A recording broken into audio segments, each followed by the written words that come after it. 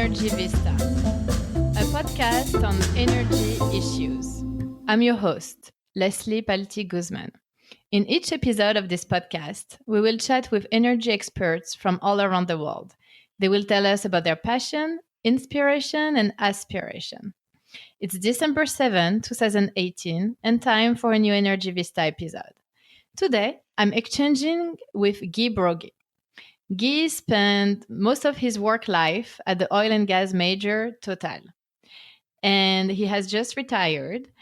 But Guy had multiple experiences in different segments of the company, upstream, LNG, and lived also in multiple countries, including Indonesia, Japan, the UK, Argentina, and Paris.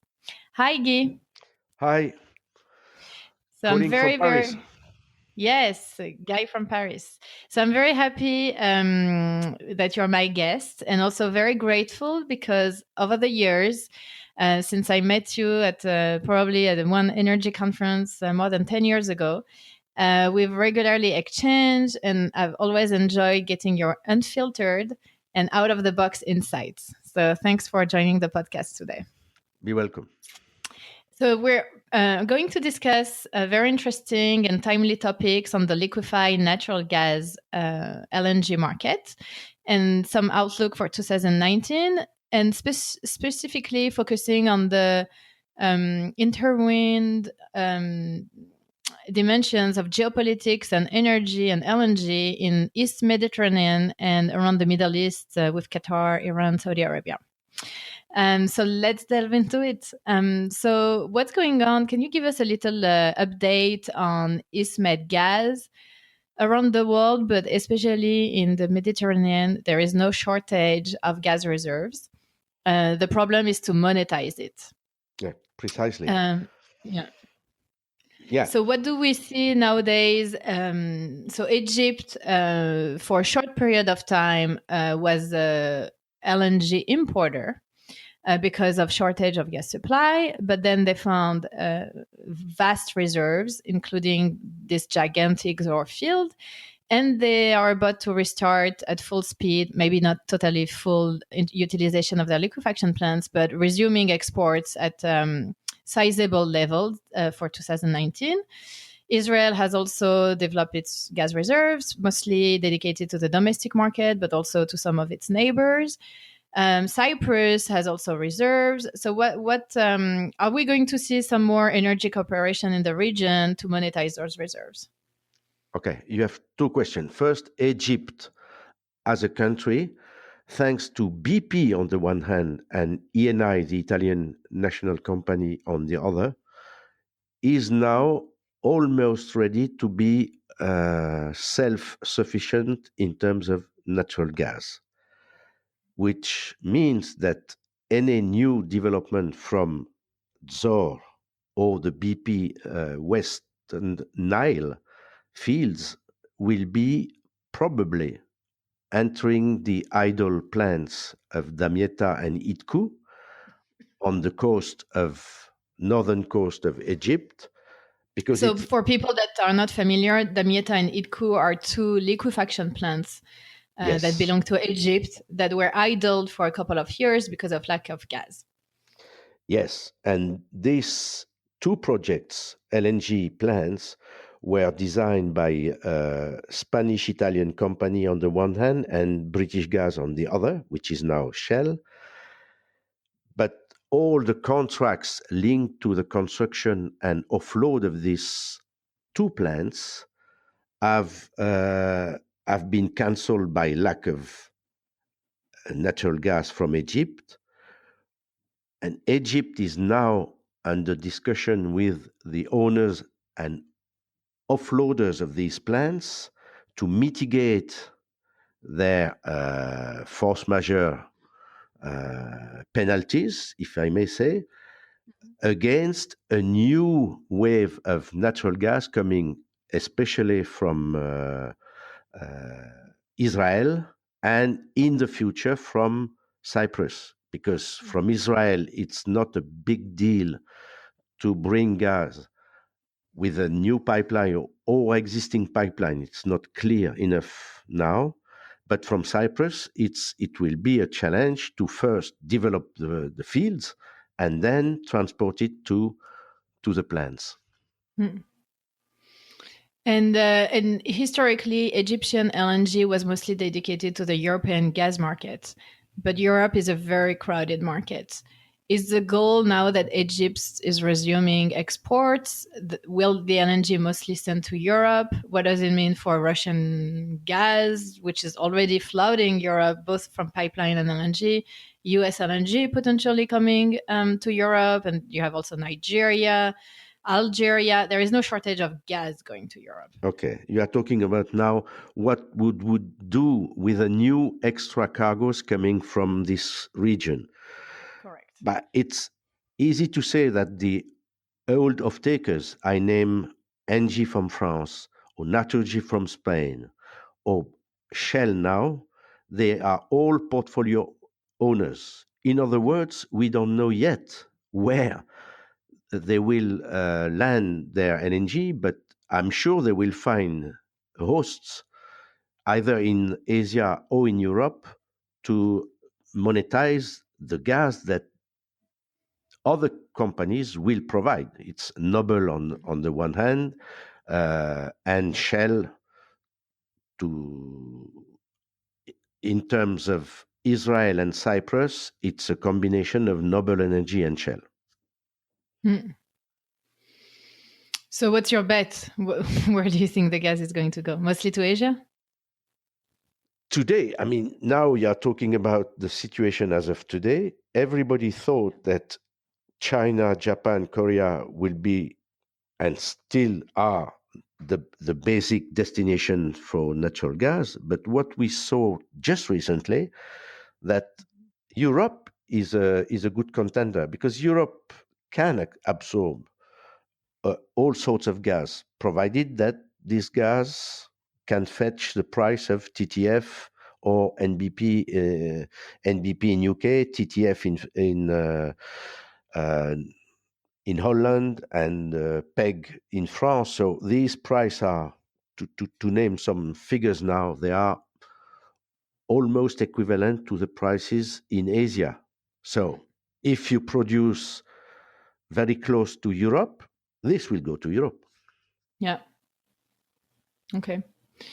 But potentially displacing other supply, or there is room for everybody? There is room for everybody. What you can displace is the use of pipeline gas. If you are absolutely sure that you have to unload your LNG in Europe, then you just exercise your download potentialities on your long-term pipelines coming from Norway or Russia or Algeria. Yeah. So there is a real competition between these two kinds of natural gas. Yeah. And Egyptian liquefaction plants are old now. By now, they have recovered their costs, initial costs. So, does it mean that their gas can be very competitive and the suppliers can also cut down on margins and export at lower pricing to be competitive? In order to answer that, you need to know what kind of contracts the new suppliers of gas will enjoy. Uh, are they be Will they be paid by a sort of net back from the markets, or are they? I'm sure that they are negotiating now with the National Company of Egypt, which will Mm-hmm. be the sole supplier of the plants, and then uh, there should be some renegotiation of the offload contracts Mm-hmm. from the previous offloaders. So, and they are well known. They are uh, the Italians, for example. ENI is part of the plant, one of the plant. Right. So they probably understand the stakes there because they Mm-hmm. are producers in Zohr. They provide gas to the domestic system in Egypt. Mm-hmm. And the beauty in Egypt is the domestic system is the same system that provide gas to the plants. Mm. So there are some companies who, as we speak, are negotiating the economics of all we are talking about. Yeah. So you mentioned Israel, potentially a new pipeline. What about Cyprus? Cyprus seems not delayed, but behind in terms of exploring and producing its gas. There has been some discoveries, but maybe not enough for standalone liquefaction plants in Cyprus. So they have to cooperate with neighbors. Where do we stand with potentially new drilling in Cyprus, and what's the export market for Cyprus?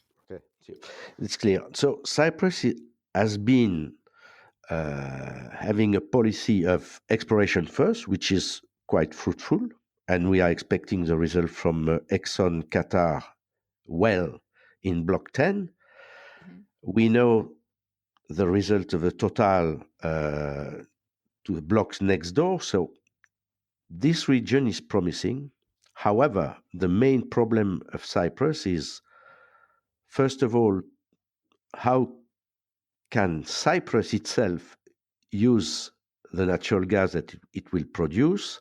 And in case of an export solution to Egypt, which seems to be the best option, Mhm. there are still plenty to negotiate with the Egyptians. So it's very hot on the agenda of these countries. But you should know that Cyprus itself has a small problem with Turkey because of Yeah.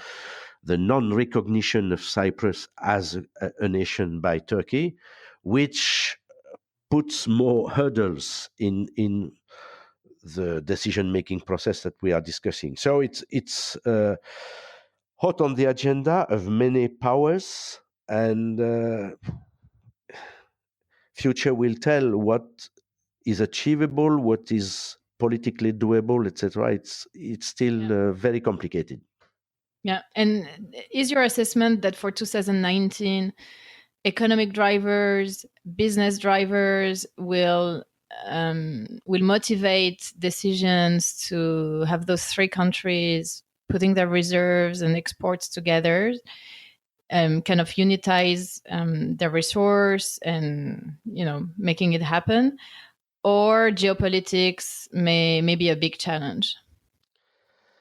It's still a challenge, but we are hopeful. If you are following what's happening there, I would say that between Israel, Egypt, and Cyprus, we are almost there. Mhm. Problem remains with Lebanon, which doesn't belong to the same type of countries, I would say, and Turkey, which will always raise their finger saying, don't forget about the north of Cyprus. Yeah. So that's a quick answer for that. Yeah. Good. Hmm? And what does it mean for LNG demand? Because both Israel and Egypt were for a short period of time importers, but then switched to exporter again for Egypt. Cyprus is even, I think, considering maybe as a stop and gap solution LNG imports.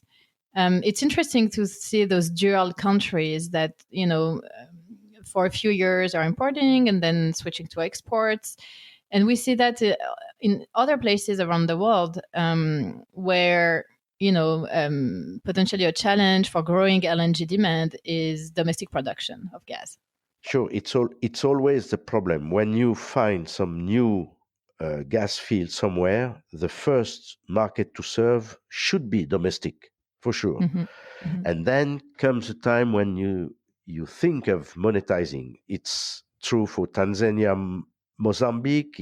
It will be true for Senegal, Mauritania, and it was the case in Argentina, where I've been serving for some time. When this year, next year, I would say, in 19, for the first time, Argentina will produce LNG from Vaca Muerta gas, Yeah. which is oversupply of gas, and during they have already contracted a FLNG, which was supposed to go to Colombia, but for many reasons never served Colombia. So the ship will come, and they say that in June next year, they will be in a position to send their first cargo of LNG to the markets. So Yeah.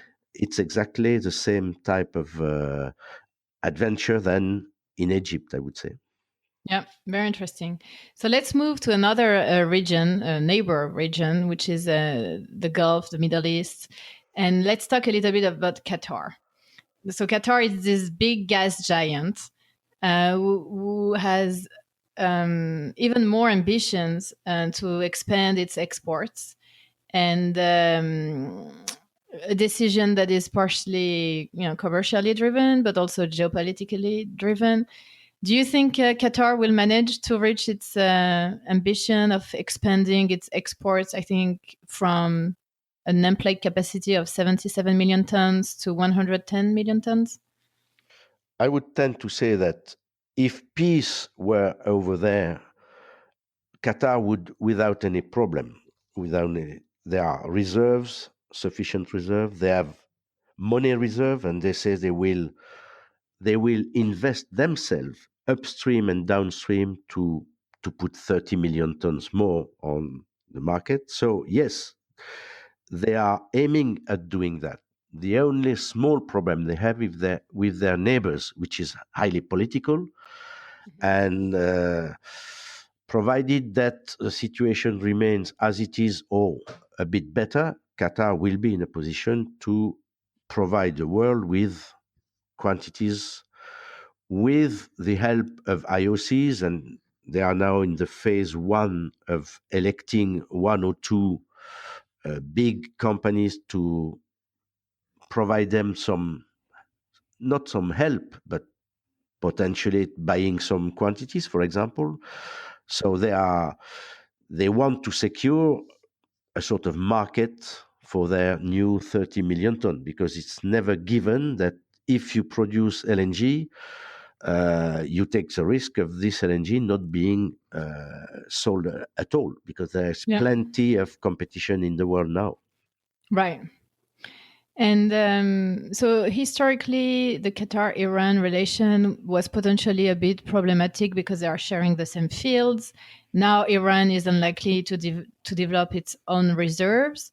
But the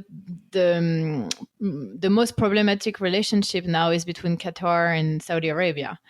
Do you feel that the psychological impact of the blockade from 1 year and a half is undermining Qatar's expansion plans because buyers may want to diversify their supply sources?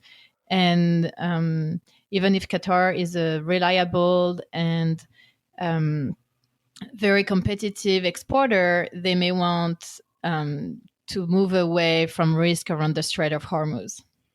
That's always a risk to be too big, because it's viewed as a monopoly, and you put all your eggs in the same basket.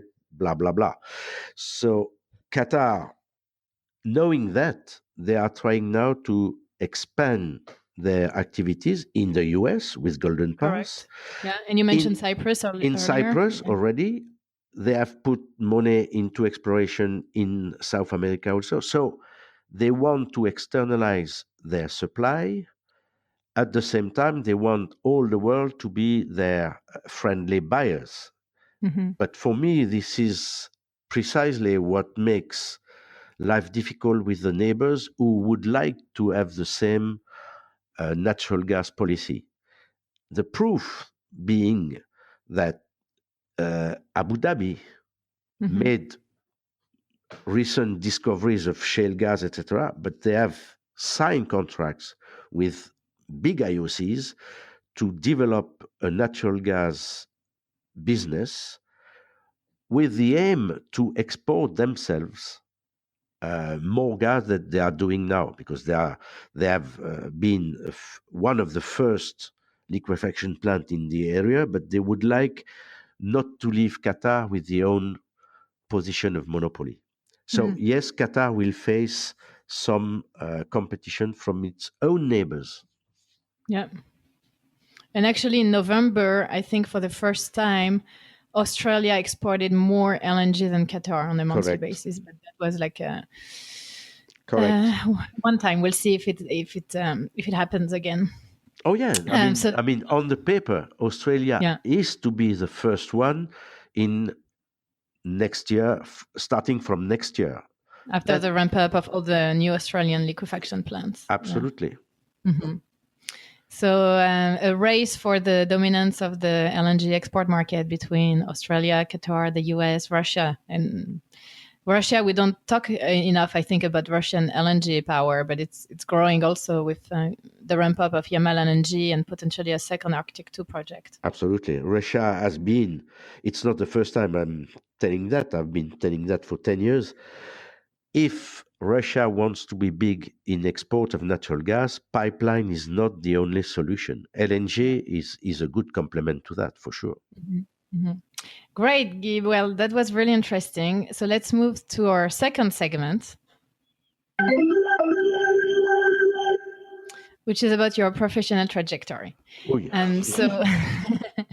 So it's it's not common nowadays for younger generations to spend the whole professional existence in one company, but it, I'm sure, provided you with many benefits, training.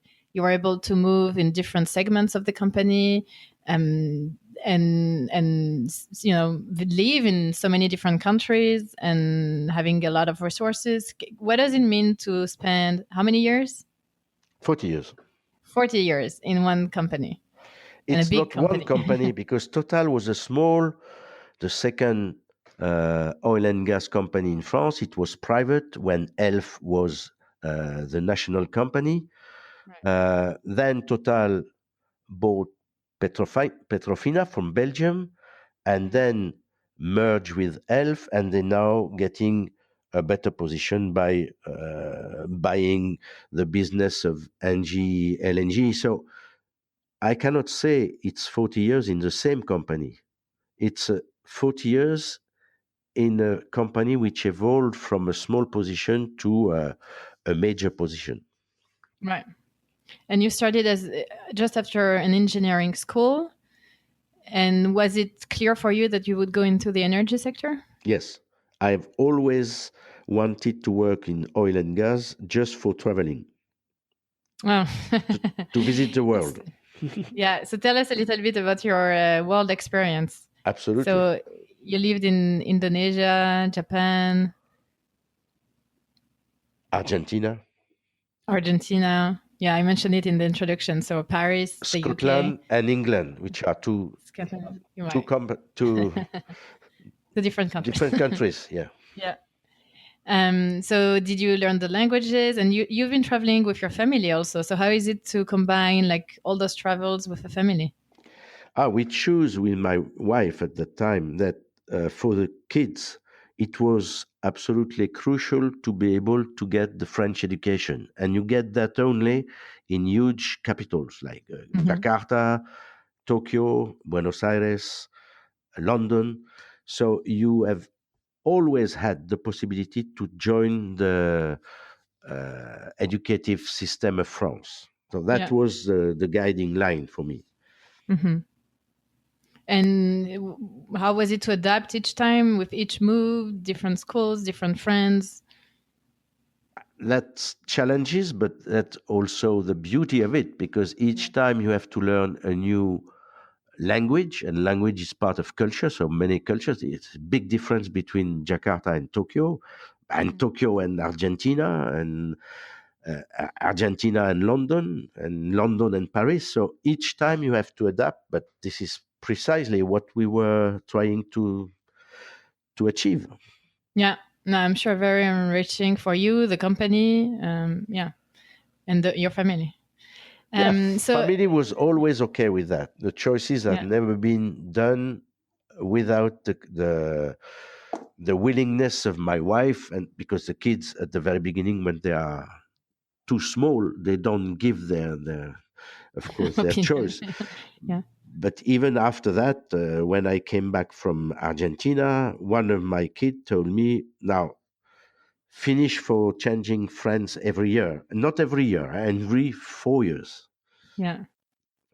And so they have friends from all over the world now? Absolutely. Now in Paris, they can, if we can still think Paris is a enjoyable city, you have plenty of Argentinians or Londoners or Japanese, of course, because in Japan, when you are friend with a Japanese salaryman, it's for life. So each Yeah. time they come to Europe, we meet. So Yeah. it's nice, That's great. Yeah. Yeah.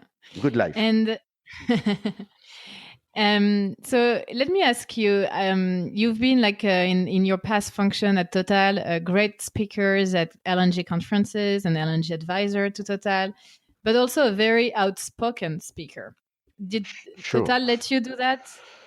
It was difficult to be outspoken, and often I asked the journalists not to quote me. So they just said someone said that, and I could make my point. But Mhm. now I'm a free speech speaker. Yeah. But at the time at Total, it was not always easy for me, but I could manage after all. Good. Well, you manage very well because I think everybody knows you apparently as Mr. Total at conferences. Sure. Good. Well, thank you so much, Guy. It was really interesting, and we'll have you back on this podcast, I'm sure, for to discuss other LNG related issues. When you want. And great.